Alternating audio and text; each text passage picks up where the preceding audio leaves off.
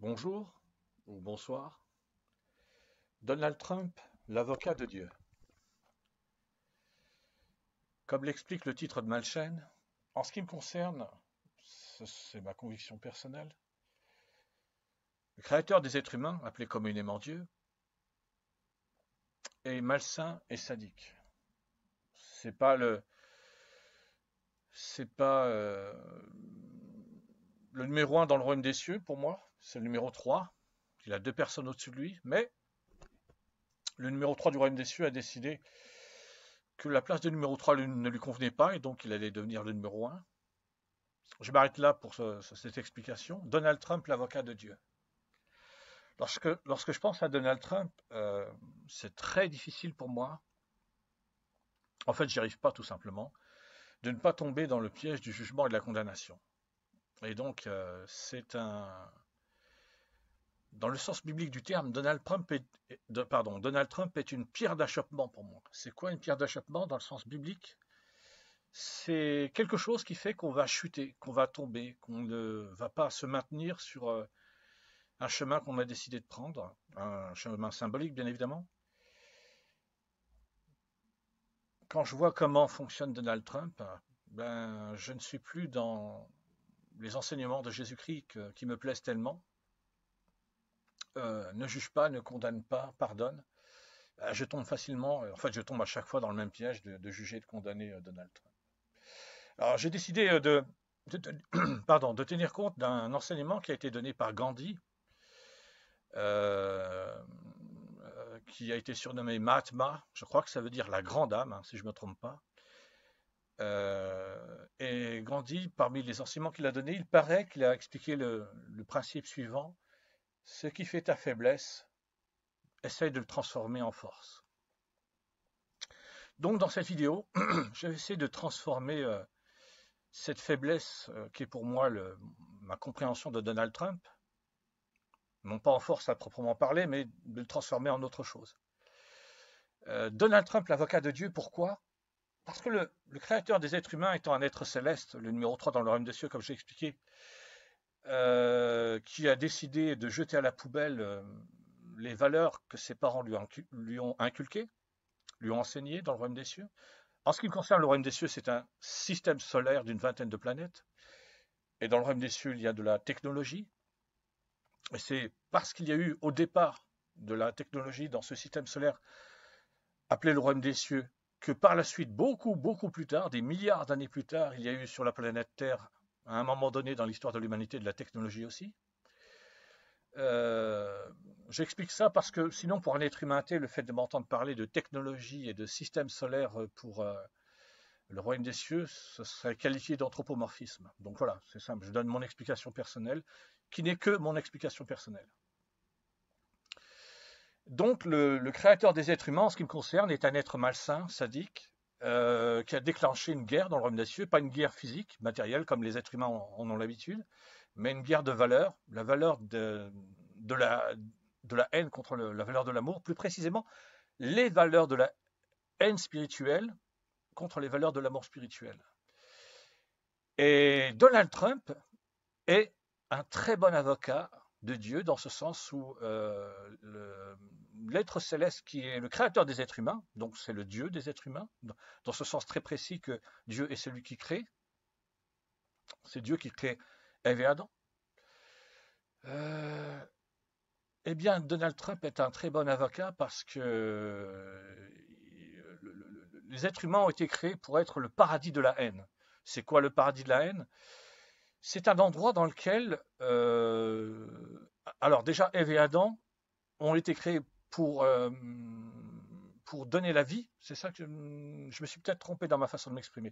Ève et Adam ont été créés pour donner vie au paradis de la haine. Le paradis de la haine, je reprends mon explication, c'est un lieu où toutes les valeurs de la haine spirituelle, dont j'ai parlé un petit peu avant, le mensonge, la manipulation, la lâcheté, la traîtrise, l'hypocrisie, le mépris, l'indifférence, la trahison, les tueries, les meurtres, les massacres, les exterminations, tout ça peut se faire sans que rien ne vienne bloquer, toutes ces réalités. L'être humain qui veut mentir peut mentir, il n'y a rien qui va l'en empêcher. L'être humain qui veut être hypocrite peut être hypocrite, il n'y a rien qui va l'en empêcher. Et ainsi de suite, et ainsi de suite, et ainsi de suite. Et donc, Donald Trump est l'avocat de Dieu, ou en tout cas un très bon avocat de Dieu, parce que le créateur des êtres humains lui-même est quelqu'un de vaniteux, de lâche, de traître, d'hypocrite. Quand il a déclaré dans le royaume des cieux, dans le système solaire d'une vingtaine de planètes que le royaume des cieux, une guerre de valeurs contre ses parents parce qu'il ne voulait plus vivre selon les valeurs de ses parents, les valeurs de l'amour spirituel, parce que pour lui, ces valeurs-là n'avaient plus aucun intérêt, elles étaient bidons, complètement bidons. Il fallait s'en débarrasser et puis passer à autre chose. Il voulait aussi prendre le pouvoir dans le royaume des cieux, mais il ne s'est pas présenté tel qu'il est réellement. C'est-à-dire quelqu'un de vaniteux, de lâche, de traître, d'hypocrite, malsain, sadique, pervers. Non, non, non, il s'est présenté en disant « je suis une victime ». Dans le royaume des cieux, c'est-à-dire que dans le royaume des cieux, quand cet être céleste cet être céleste, le numéro 3 dans le royaume des cieux, a pendant très longtemps, pendant des milliards d'années, été le créateur officiel du royaume des cieux. Et il portait le nom de concepteur le créateur. Et il explique que lorsqu'il était concepteur le créateur, quand il déclare une guerre de valeurs à ses parents et à tous ceux qui veulent continuer à vivre éternellement dans les valeurs de l'amour spirituel, donc il explique que à partir du moment où il a commencé à ne plus ressentir d'amour pour ses sœurs et frères, pour sa mère et pour son père, à partir du moment où il n'avait plus aucun intérêt pour les valeurs de l'amour spirituel, il est devenu malheureux, il est tombé dans la dépression, il s'est isolé, il a pensé à se suicider, et il n'a réussi à s'en sortir que grâce aux valeurs de la haine spirituelle. Alors, pour les êtres humains, la haine et l'amour, tout ça, ça va ensemble, c'est-à-dire ça existe c'est une évidence que les deux existent, mais dans le royaume des cieux, avant que celui qui était concepteur, le créateur, se crée, lui qui est un créateur officiel dans le royaume des cieux, le créateur officiel du royaume des cieux, il l'a été pendant très longtemps, avant qu'il se crée un corps dans lequel il transfère sa personnalité pour pouvoir vivre dans les valeurs de la haine spirituelle et qu'il déclare officiellement une guerre de valeurs dans le royaume des cieux, personne ne savait ce que c'était que la haine. La haine n'existait pas. Il y avait des problèmes dans le royaume des cieux, tout simplement parce que rien que le fait qu'il existe des êtres vivants, intelligents et spirituels, les êtres célestes vivant dans ce système solaire d'une vingtaine de planètes, le royaume des cieux, la simple existence d'êtres vivants, intelligents et spirituels suffit pour qu'il y ait des problèmes. Mais les problèmes pouvaient être réglés grâce aux valeurs de l'amour spirituel, le fait de rechercher l'humilité, de rechercher l'entente, de négocier pour trouver un accord quand il y a un problème, de chercher à comprendre ce qui a pu se passer quand un problème s'est produit. Donc, les valeurs de l'amour spirituel permettent de résoudre les problèmes. Mais Concepteur le créateur, qui a été le numéro 3 du royaume des cieux, qui pendant longtemps a été le créateur officiel du royaume des cieux, quand il a perdu tout ça, l'intérêt pour les valeurs de l'amour spirituel, et qu'il est devenu malheureux, qu'il est tombé dans la dépression, qu'il a pensé à se suicider, lui, il s'est dit qu'il était hors de question qu'il aille voir ses parents pour leur parler de l'état dans lequel il était, des problèmes qu'il avait, de ce qu'il ressentait, de sa souffrance et tout ça. Il a expliqué qu'en fait, il a décidé de se débrouiller par lui-même, et donc il a créé les valeurs de la haine spirituelle. C'est là où je veux en venir, que ça n'existait pas. Voilà, même si c'est surprenant. Les êtres humains ne fonctionnent pas comme ils fonctionnent simplement parce que c'est comme ça et pas autrement.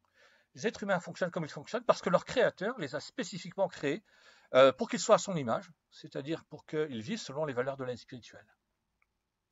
Et donc, au moment précis où il a déclaré une guerre de valeurs, alors j'ai expliqué qu'il y avait de la technologie dans ce système solaire d'une vingtaine de planètes, le royaume des cieux, et comme il y a de la technologie, il y a des moyens, comme les êtres humains ont la télévision, Internet et ainsi de suite, il y a des moyens pour celui qui s'est transformé pour devenir cœur de haine, il a changé de corps, il a transféré sa personnalité dans un nouveau corps et il s'est présenté officiellement non plus en tant que concepteur le créateur, mais en tant que cœur de haine. Il s'est choisi un nouveau nom, puisque concepteur le créateur était un nom que ses parents lui avaient donné. Il s'est choisi un nouveau nom avec un nouveau corps, une nouvelle vie, de nouvelles valeurs. Et il ne s'est pas présenté en disant je suis malsain, je suis sadique, j'ai créé des créatures pour les faire souffrir, je suis un lâche, je suis un traître, je suis un hypocrite, comme je l'ai dit. Non, au contraire, il s'est présenté en disant je suis une victime. Si j'en suis venu à être malheureux, à tomber dans la dépression, à m'isoler et à penser à me suicider, c'est à cause de tout ce qui s'est de mes parents, des valeurs de l'amour spirituel, de la manière dont ils gèrent le royaume des cieux, et ainsi de suite.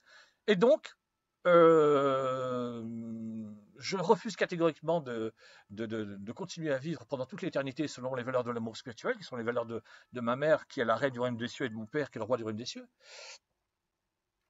Il y a une famille royale dans le royaume des cieux, voilà, composée de 14 membres, une mère, un père, les 2 parents et 12 enfants. Et celui qui était concepteur, le créateur, et qui a fini par devenir cœur de haine, était le premier des enfants. Et au sein de la famille royale, pardon, au sein de la famille royale, il était le grand prince.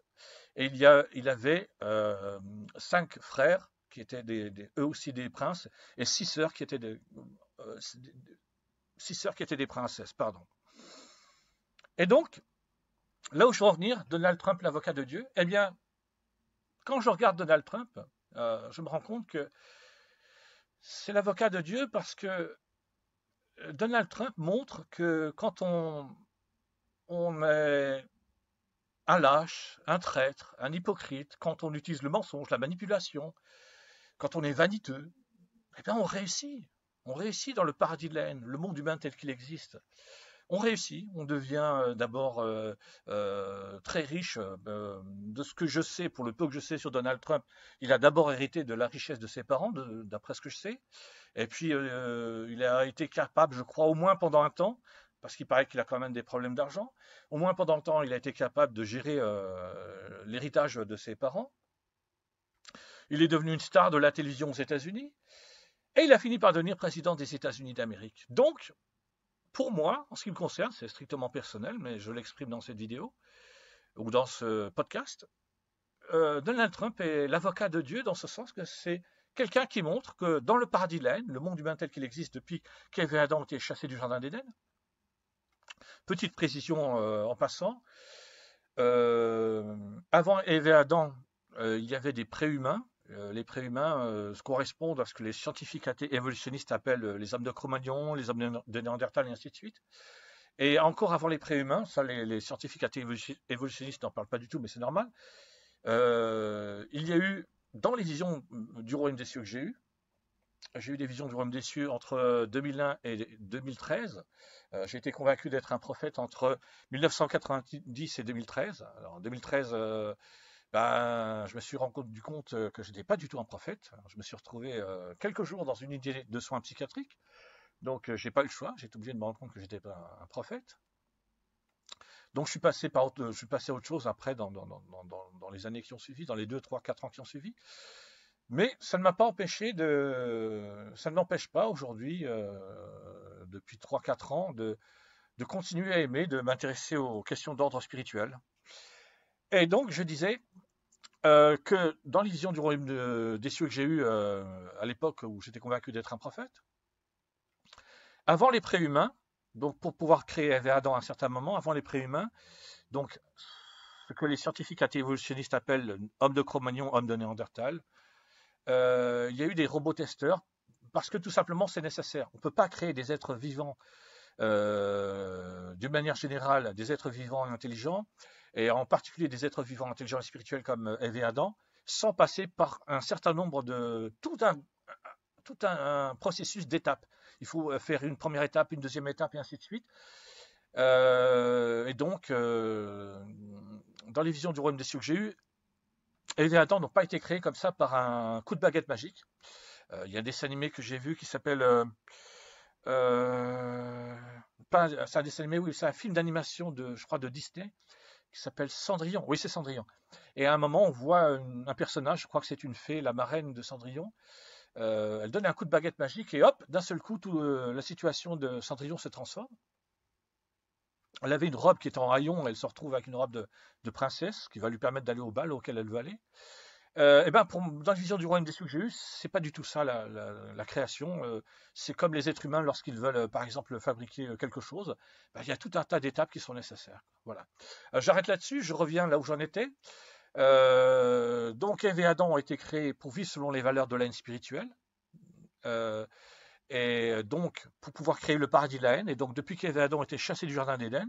Ah oui, ce que je voulais dire, c'est que Ève et Adam n'ont pas été créés pour vivre éternellement dans le jardin d'Éden, dans les valeurs de l'amour spirituel. Ça, c'était une arnaque, une escroquerie. L'être céleste, cœur de haine, l'être céleste qui vit dans le royaume des cieux, le numéro 3 qui a fini par créer les êtres humains, ben, c'est un escroc, un manipulateur. un menteur, un lâche, un traître, un hypocrite. Et donc, quand il a créé Ève et Adam, il a fait croire juridiquement, parce que là encore, dans les visions du royaume des cieux que j'ai eues, il existe un contrat de création. Le créateur officiel du royaume des cieux, qui était concepteur, le créateur, il ne peut pas créer comme ça, comme bon lui semble, de nouveaux êtres vivants, intelligents, spirituels sur une nouvelle planète. Il faut qu'il établisse d'abord un contrat de création en étant aidé par des avocats, justement, des avocats, des juristes. Et donc, il a manipulé beaucoup de choses pour en arriver à faire croire qu'il allait créer Ève et Adam pour que les êtres humains vivent éternellement dans le jardin d'Éden, à l'intérieur du jardin d'Éden qui allait être étendu au fur et à mesure, que le nombre d'êtres humains grandissait, et dans les valeurs de l'amour spirituel. Tout ça n'était qu'une arnaque, une escroquerie, qu'une manipulation. En fait, Ève et Adam, cœur de haine, les a créés spécifiquement pour qu'ils soient chassés du jardin d'Éden, et une fois chassés du jardin d'Éden, pour qu'ils créent le paradis de la haine. Et donc, dans le paradis de la haine, Donald Trump, parmi de très nombreux autres avocats de Dieu, il y a Donald Trump qui est un très bon avocat de Dieu parce que il montre que quand on est en accord avec le paradis de la haine, quand on est un lâche, un traître, un hypocrite, un menteur, un manipulateur, qu'on est, on est extrêmement vaniteux, extraordinairement vaniteux, qu'on est prêt à écraser toutes les personnes nécessaires sur son chemin, à faire n'importe quoi pour atteindre le fameux principe la fin justifie les moyens, à faire n'importe quoi pour atteindre l'objectif qu'on s'est fixé, eh bien on réussit. Donc Donald Trump est vraiment l'avocat de Dieu. Merci, au revoir.